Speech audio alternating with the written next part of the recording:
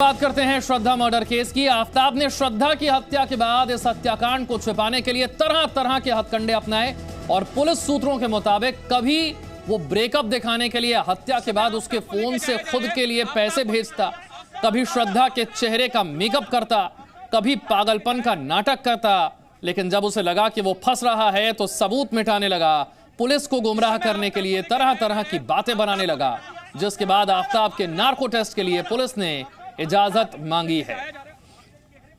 इस वक्त हम मौजूद हैं मेहरौली छतरपुर के उन्हीं जंगलों में हम लोग मौजूद हैं जहां पर दिल्ली पुलिस की 1 दर्जन से ज्यादा टीमें श्रद्धा के मांस के टुकड़ों को और तमाम उन सबूतों को इकट्ठा करने का इस समय प्रयास कर रही है। तकरीबन 2 घंटों से दिल्ली पुलिस की अलग अलग टीमें इसी जंगल के अलग अलग कोनों में फैली हुई है, क्योंकि जंगल का जो रेडियस है वो 2 से 2.5 किलोमीटर का है और कुछ पुलिसकर्मी जो है वो इस पूरे जंगल को नहीं खंगाल सकते। इसीलिए अगर आपका क्रेडिट स्कोर कम है तो बैंक लोन छोड़िए, शादी के लिए लड़की भी नहीं मिलेगी। क्रेडिट स्कोर इम्प्रूव करना है तो फ्रीडम ऐप को अभी डाउनलोड करो। 1 दर्जन के आसपास टीमों को यहां पर लगाया गया है ताकि जंगल का हर हिस्से को जो गंभीरता से और संजीदगी से जो है जांच की जा सके और अगर कोई सबूत मिलते हैं तो उनको इकट्ठा कर लिया जाए। हालांकि अगर मंगलवार की अगर बात की जाए तो मंगलवार को दिल्ली पुलिस आफताब को लेकर जंगल में पहुंची थी, एफएसएल की टीम उनके साथ मौजूद थी और जो सबूत इकट्ठा किए गए थे यहां से दिल्ली पुलिस को आफताब को जब लेके यहां पे आई थी, जहां जहां आफताब ने बताया था वहां दिल्ली पुलिस जब गई तो कई अहम सुराग और सबूत दिल्ली पुलिस के हाथ लगे, जिसके बाद दिल्ली पुलिस तकरीबन 2 घंटे आफताब को यहां पर रखकर वापस पुलिस स्टेशन चले गई और मंगलवार तड़के एक बार फिर दिल्ली पुलिस डॉग स्क्वाड के साथ इस जंगल पहुंची थी। करीब 2 घंटे तक यहां पर डॉग स्क्वाड के जरिए छानबीन की गई और उसके बाद डॉग स्क्वाड यहां से चले गए, जिसके बाद दिल्ली पुलिस की तकरीबन 1 दर्जन टीमें अभी भी इस वक्त भी जंगल के अलग अलग हिस्सों में तमाम सबूत और सुराग तलाशने की कोशिशें कर रही है। वीडियो जर्नलिस्ट जय के साथ अजनीश शर्मा, जी मीडिया, दिल्ली। तो दिल्ली पुलिस के लिए अभी चुनौतियां कई सारी हैं। श्रद्धा के शव के अगर टुकड़े किए गए तो वो सारे टुकड़े कहां पर हैं, उन टुकड़ों को कहां पर फेंका गया या कहां पर छिपाया गया, उन सभी टुकड़ों तक पहले तो दिल्ली पुलिस की पहुंच हो पाए, उसके बाद डीएनए जो सैंपल है उसके साथ उसका मिलान हो पाए, ये समझने के लिए कि जिन टुकड़ों को दिल्ली पुलिस तलाश रही है क्या ये वाकई श्रद्धा के शव के ही टुकड़े हैं, इसे कंफर्म करना, इस बात को पुख्ता करना भी उतना ही जरूरी है। डीएनए सैंपल अगर मिलान नहीं होता तो फिर दिल्ली पुलिस की जो ये कवायद है उसका कोई अर्थ नहीं रह जाएगा। दिल्ली पुलिस की टीम जिस वक्त आफताब को लेकर दिल्ली में मेहरौली के जंगलों में पहुंची थी, जहां पर शव के टुकड़े करके उन्हें छिपाया गया था, उन्हें फेंका गया था, वहां से कई टुकड़े मिले हैं। सूत्रों के हवाले से खबर यह भी है कि आफताब का नार्को टेस्ट भी संभव है। नार्को टेस्ट के लिए पुलिस ने इजाजत मांग ली है।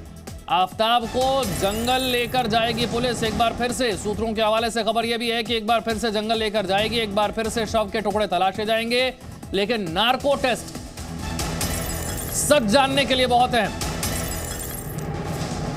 और एक और बड़ी खबर यह भी है कि 18 मई की रात को क्या हुआ था यह जानने के लिए देर रात आफताब के साथ दिल्ली पुलिस ने उस फ्लैट में क्राइम सीन को रिक्रिएट भी किया है जिसमें श्रद्धा की हत्या आफताब ने की थी। देर रात क्राइम सीन को रिक्रिएट किया गया, यानी कि उस दिन वारदात वाली रात क्या कुछ हुआ था उस पूरे घटनाक्रम को एक तरह से दोहराने की कोशिश जो होती है उसे कहते हैं क्राइम सीन को रिक्रिएट करना। 18 मई को आफताब ये दावा करता है कि उसने श्रद्धा का मर्डर किया था, तो 18 मई की रात को क्या हुआ था, वो घटनाक्रम क्या था, वो वारदात कैसे अंजाम दी गई, उसे उसी तरह से क्राइम सीन को रिक्रिएट करके पुलिस ये समझने की कोशिश करती है कि वाकई आरोपी जो कह रहा है उसमें कुछ सच है या नहीं। और श्रद्धा के मर्डर के बाद आफताब इंसान नहीं हैवान नजर आता है, यूं कहें कि हैवानों को भी उसने पीछे छोड़ दिया। अब उसमें सभी संवेदनाएं खत्म हो चुकी हैं। यह जानकर आप हैरान हो जाएंगे कि वो फ्रिज खोलकर श्रद्धा के कटे हुए चेहरे को देखा करता था। पुलिस सूत्रों के मुताबिक जांच के दौरान आफताब ने खुलासा किया कि शव के टुकड़े करने के बाद श्रद्धा की खोपड़ी को सबसे आखिर में फेंका। यह खुलासा किया कि श्रद्धा की खोपड़ी को आफताब ने फ्रिज में सबसे सामने रखा हुआ था। ऐसा इसीलिए था कि वो जब भी फ्रिज खोले तो श्रद्धा का चेहरा वो देख सके, इसीलिए कटी हुई गर्दन बिल्कुल सामने रखी हुई थी। हैरान करने वाला खुलासा यह भी है कि श्रद्धा की खोपड़ी का मेकअप तक उसने किया।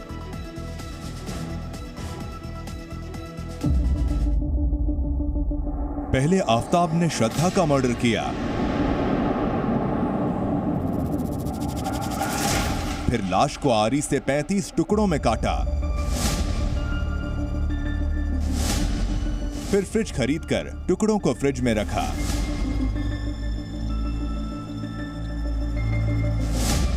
फ्रिज में कई दिनों तक श्रद्धा की खोपड़ी रखी।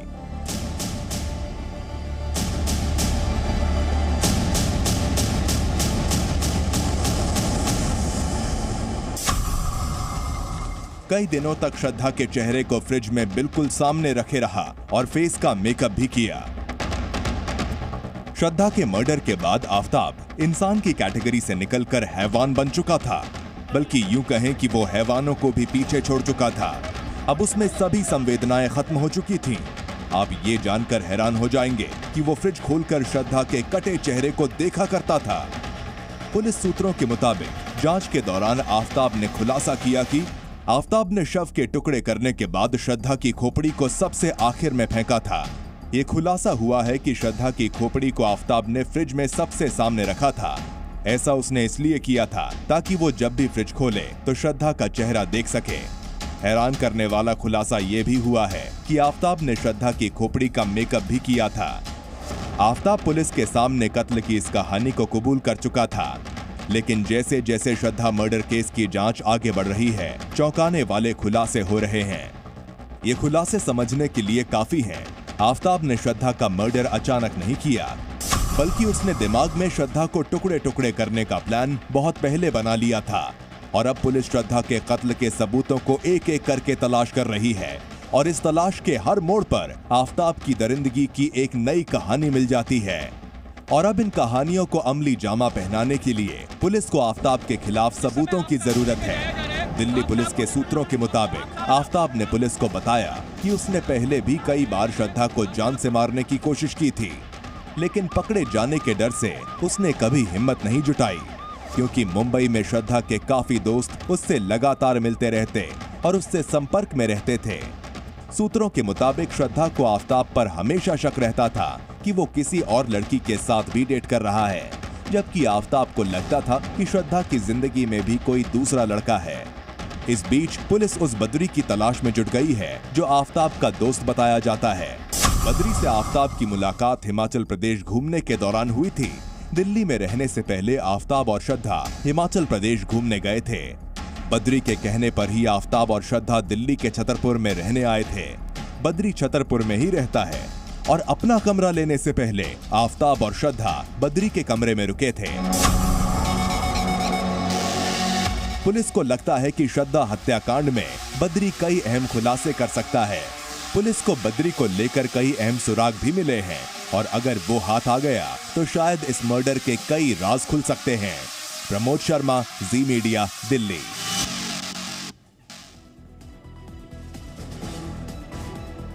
प्रमोद और जानकारी के साथ हमारे साथ है। प्रमोद, अब श्रद्धा मर्डर केस की जांच करें तो पुलिस की जांच कहां तक पहुंची है? क्या कुछ पुलिस के हाथ लग चुका है, और कौन सी ऐसी बातें हैं जो अब भी पुलिस जानने की कोशिश कर रही?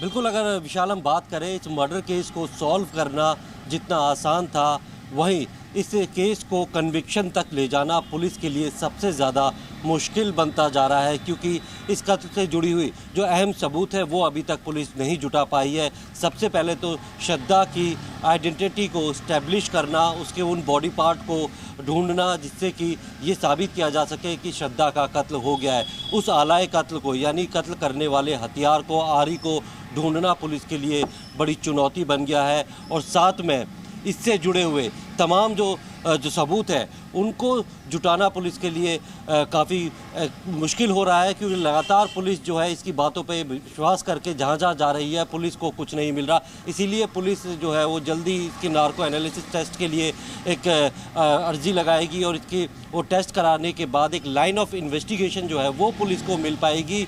हालांकि नार्को टेस्ट कोर्ट में एडमिसिबल नहीं होता, लेकिन उससे पुलिस को एक जो जाँच का जो एक दिशा है वो मिल जाती है। फिलहाल पुलिस ने इस केस से जुड़े हुए तमाम लोगों के जो है बयान वो दर्ज कर लिए हैं। उन तमाम जगहों पर जो है पुलिस इसको लेके गई है, और इसकी मौजूदगी में उनसे कंफर्म किया है, चाहे वो फ्रिज से खरीदने वाले दुकानदार की बात हो, चाकू खरीदने वाले जहाँ से खरीदा था वहाँ पर ले गई हो, और जिससे चाकू से इसने अपने ऊपर टेस्ट किया था उस डॉक्टर के भी बयान दर्ज किए हैं, जिसकी एक्सक्लूसिव जो है इंटरव्यू जी न्यूज़ ने कल ही दिखाया था।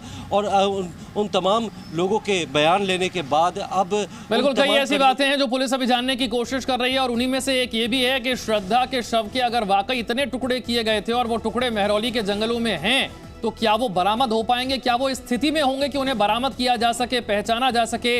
इसके लिए दिल्ली के महरौली के जंगलों में चलते हैं, जहां पर रजनीश मेरे सहयोगी हैं। रजनीश, यहां से क्या अपडेट है? पुलिस को कितने शव के टुकड़े मिले हैं और क्या आइडेंटिटी को एस्टेब्लिश कर पाना आसान होगा, जो बात प्रमोद भी कह रहे थे? रजनीश, देखिए, अभी पुलिस के हाथ 12 से 13 ही टुकड़े लगे हैं। बॉडी के पार्ट्स हैं या वो किसी जानवर के बॉडी के पार्ट्स है, ये अभी स्टैब्लिश नहीं हो पाया है, क्योंकि जब तक डीएनए की रिपोर्ट नहीं आ जाती, जब तक डीएनए सैंपल्स जो है वो भेजकर उनकी रिपोर्ट आने में टाइम लगता है, और जब तक उनकी रिपोर्ट नहीं आ जाती तब तक ये कहना बहुत जल्दबाजी होगी कि जो टुकड़े अभी तक बरामद किए गए हैं वो वाकई में श्रद्धा के हैं या किसी और के। वहीं अगर मैं बात करूं तो कल मंगलवार को इन्हीं जंगलों में आफताब को लेके आया गया था पुलिस के द्वारा, और जहां जहां आफताब ने कहा था वहां वहां दिल्ली पुलिस गई। कई अहम सुराग और सबूत दिल्ली पुलिस के हाथ लगे। अब जो है वो उन तमाम चीजों को भी जो है डीएनए भेजा जाएगा, उनकी डीएनए जांच होगी, स्टैब्लिश किया जाएगा, और अगर वो श्रद्धा के पार्ट्स होते हैं, श्रद्धा के बॉडी पार्ट्स होते हैं, तो ये कंफर्म हो पाएगा कि जो चीजें अभी तक बरामद हुई हैं वो श्रद्धा की ही हैं। साथ ही मंगलवार देर रात को दिल्ली पुलिस ने एक स्पेशल ऑपरेशन चलाया था, जो सुबह तकरीबन 4 से 5 बजे के आसपास था। यहां पर इसी जंगल में डॉग स्क्वाड्स को लाया गया था, और अलग अलग हिस्सों में डॉग स्क्वाड्स के जरिए मांस के टुकड़ों को पहचानने और उन तक पहुंचने की कोशिश की गई थी। बताया यह भी जा रहा है कि कई अहम जो है सुराग और कुछ मांस के टुकड़े पुलिस के हाथ लगे भी हैं, लेकिन वो मांस के टुकड़े वाकई में श्रद्धा के हैं ये अभी कंफर्म नहीं हो पाया। तो वहीं दूसरी ओर अभी दिन के 12:30 पौने 1 बजे का टाइम हो रहा है, अभी भी दिल्ली पुलिस की तकरीबन 1 दर्जन टीमें अभी भी महरौली के इस जंगल के अलग अलग कोनों में सबूतों की तलाशने में जुटी हुई हैं, क्योंकि इस जंगल का जो एरिया है वो 3 से 4 किलोमीटर के रेडियस में फैला हुआ है, और ऐसे में मुट्ठी भर पुलिस वाले पूरे जंगल को खोज नहीं पाएंगे, सबूत इकट्ठे नहीं कर पाएंगे। इसीलिए 6 लोगों की अलग अलग टीमें बनाई गई है। तकरीबन 40 से 50 पुलिसकर्मी इस समय जंगल के अलग अलग हिस्सों में सबूत को तलाशने में जुटे हुए हैं, ताकि केस को मजबूत किया जा सके। और क्योंकि डीएनए रिपोर्ट आने में टाइम लगेगा, जब तक वो डीएनए की रिपोर्ट नहीं आ जाती तब तक जो भी अहम सुराग और सबूत हाथ लगते हैं वो लगातार पुलिस जुटाने में लगी हुई है। फिलहाल आज जो है वो आफताब को जंगल में नहीं लाया गया है, जंगल में आज आफताब को नहीं लाया गया है। बताया जा रहा है कल आफताब को जंगल ला सकती है, लेकिन सबसे अहम सबूत होगा आलाए कत्ल को बरामद करना, उस आरी को या उस जो चॉपर को बरामद करना सबसे ज्यादा महत्वपूर्ण है, क्योंकि जिस आलाए कत्ल से श्रद्धा की बॉडी के टुकड़े किए गए थे उसको वो अभी तक बरामद नहीं हुआ है। साथ ही श्रद्धा का मोबाइल फोन अभी तक बरामद नहीं हुआ है। इन सभी सबूतों को भी बरामद करना जरूरी है। साथ ही श्रद्धा की पहचान करने के लिए उसकी जो खोपड़ी की जो बात आ रही थी, जो सर की बात आ रही थी, वो भी अभी कहां है वो भी अभी पता नहीं चल सका है। उसकी भी तलाश लगातार जारी है, क्योंकि अगर बॉडी के तमाम हिस्सों के जो मांस के टुकड़े मिल जाते हैं, फिर भी पुलिस को श्रद्धा की बॉडी को एस्टेब्लिश करने के लिए, उसकी मौत को एस्टेब्लिश करने के लिए खोपड़ी की जरूरत पड़ेगी, और अगर वो मिलती है तो जाहिर तौर पे पुलिस जो है वो शव के टुकड़े अभी कई मिल चुके हैं, लेकिन कई टुकड़े मिलना अभी बाकी है, और इस जंगल में इन्हें तलाश करना एक बहुत चुनौतीपूर्ण काम है जो दिल्ली पुलिस इस वक्त कर रही है। आफताब ने श्रद्धा को इतनी बेरहमी से क्यों मारा? आफताब और श्रद्धा का रिश्ता इतना बिगड़ क्यों गया? क्यों श्रद्धा आफताब की साजिशों को समझ नहीं पाई? अपनी अगली रिपोर्ट में हम आपको आफताब के बारे में वो सारी बातें बताने जा रहे हैं जो आपको समझाएंगी कि आखिरकार श्रद्धा से गलती कहां पर हुई और आफताब ने उसे कैसे अपने जाल में फंसाया होगा।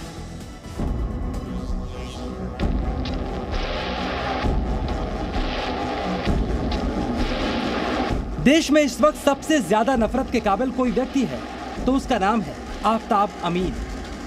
जिसने भी श्रद्धा मर्डर के बारे में सुना होगा उसमें से आधे चाहते होंगे कि हत्यारों को फांसी हो, और आधे ये जानना चाहते होंगे आखिरकार आफताब ने ऐसा किया क्यों, और क्या श्रद्धा को एक पल के लिए भी इस बात का एहसास नहीं हुआ था कि आफताब उसकी इतनी खौफनाक हत्या भी कर सकता है। ये समझने के लिए आपको आफ्ताब की पिछली जिंदगी के बारे में जानना होगा। आफ्ताब एक औसत छात्र था। उसके परिवार के लोगों के मुताबिक उसका कभी किसी दोस्त या परिवार वालों से झगड़ा नहीं होता था। पिता की मर्जी के खिलाफ आफ्ताब ने स्नातक की पढ़ाई अधूरी छोड़ दी थी और तरह तरह के कामों में अपने हाथ आजमाया करता था। आफ्ताब के एक पारिवारिक मित्र ने बताया कि आफ्ताब स्वभाव से रिजर्व था, हमेशा उलझन में रहता था। उसका फोकस क्लियर नहीं था और उसके पिता उसके भविष्य को लेकर बेहद चिंतित थे। लेकिन कभी होटल में शेफ का काम, कभी कॉल सेंटर का काम करने वाला आफ्ताब क्या हत्यारा भी हो सकता है? आफ्ताब का परिवार मानता है उन्हें ऐसा कभी नहीं लगा। लेकिन जी न्यूज ने श्रद्धा के उन दोस्तों को तलाश किया जो इस रिश्ते को करीब से जानते थे और उन्होंने बताया कई बार श्रद्धा ने इस बात का डर जाहिर किया था कि आफ्ताब उसकी हत्या भी कर सकता है। तो एक बार श्रद्धा ने अपनी सबसे करीबी जो उसकी बेस्ट फ्रेंड थी उसको बताया था कि काफ़ी अब्यूजिव है आफ्ताब, वो हाथ उठा रहा है। क्योंकि शुरुआत में काफ़ी कुछ रंगीन सा नज़र आ रहा था, बड़ा ही सुंदर सा रिलेशनशिप था। लेकिन बाद में जब वही चीज़ क्रूरता में जब तब्दील होने लगा तो श्रद्धा ने अपनी बेस्ट फ्रेंड से शेयर किया था, जो कि फिर हमको ही पता चला था उस बारे में। बाइक और ट्रैकिंग से आफ्ताब को प्यार था, श्रद्धा को भी ये पसंद था, इसीलिए दोनों एक दूसरे की तरफ आकर्षित हुए। श्रद्धा के दोस्तों ने यह भी बताया पहले श्रद्धा को आफ्ताब का साथ परी कथाओं जैसा लगा, लेकिन बाद में आफ्ताब ने अपने रंग दिखाने शुरू कर दिए। अब आप ये भी समझिए किस तरह अपने बारे में कई सच्चाइयों को छिपाकर आफ्ताब ने श्रद्धा को इम्प्रेस किया था। आफ्ताब ने श्रद्धा के सामने अपनी वही तस्वीर रखी जिसे श्रद्धा पसंद करती। वो महिलाओं के सशक्तिकरण की बात करता था, एसिड अटैक के खिलाफ मुहिम चलाता था। यदि आप जानेंगे आफ्ताब को तो आफ्ताब रिजर्व टाइप का इंसान था और जो भी चीज़ें उसने अपने बारे में बताई थी वो बहुत ही सीमित थी। और वो सीमित चीज़ें आप वाकई में एक व्यक्तित्व को जानने के लिए पर्याप्त होती नहीं हैं, लेकिन वो तो अब हम सोच रहे हैं पर्याप्त नहीं है, लेकिन उस वक्त जितनी बताई थी उतना हमको लगता था कि शायद यही है आफ्ताब का यही व्यक्तित्व है, यही चरित्र है। लेकिन आफ्ताब के साथ वक्त गुजारने के बाद, उसके साथ लिव इन में रहने के बाद श्रद्धा समझ चुकी थी कि वो आफ्ताब के जाल में फंस चुकी है। लेकिन श्रद्धा के दोस्त आज तक ये समझ नहीं पाए आखिरकार क्या वजह थी कि चाहकर भी श्रद्धा आफ्ताब के चंगुल से बाहर नहीं निकल पाई। श्रद्धा उसको छोड़ना चाहती थी, ये भी श्रद्धा ने बताया था। श्रद्धा को वो मारने की धमकी दे रहा था, ये भी श्रद्धा ने बताया था। जब इतनी चीज़ें बाहर है तो श्रद्धा उसके साथ क्यों थी? कुछ होगा बहुत बड़ा जिससे शायद श्रद्धा इन्फ्लुएंस थी या ब्लैकमेल्ड थी, कुछ तो बहुत बड़ा रहा होगा, जाहिर सी बात है, जिसकी वजह से श्रद्धा उसके साथ थी और आखिरकार उसके साथ ये चीज़ हो गया। आफ्ताब के कई दूसरी लड़कियों से रिलेशन की बात भी सामने आ चुकी है। आफ्ताब की जिंदगी बहुत उलझी थी और इस उलझे रिश्ते में फंसकर श्रद्धा की जिंदगी भी उलझ गई। आफ्ताब की जिंदगी से जुड़ी जो सच्चाइयां सामने आई हैं वो हैरान करने वाली है, लेकिन अभी खुलासों की शुरुआत हुई है। पुलिस की जांच के बाद आफ्ताब की जिंदगी के बारे में और भी कई अहम राज खुल सकते हैं। मुंबई से यशा कोटा के साथ ब्यूरो रिपोर्ट, जी मीडिया। अगर आपका क्रेडिट स्कोर कम है तो बैंक लोन छोड़िए, शादी के लिए लड़की भी नहीं मिलेगी। क्रेडिट स्कोर इम्प्रूव करना है तो फ्रीडम ऐप को अभी डाउनलोड करो।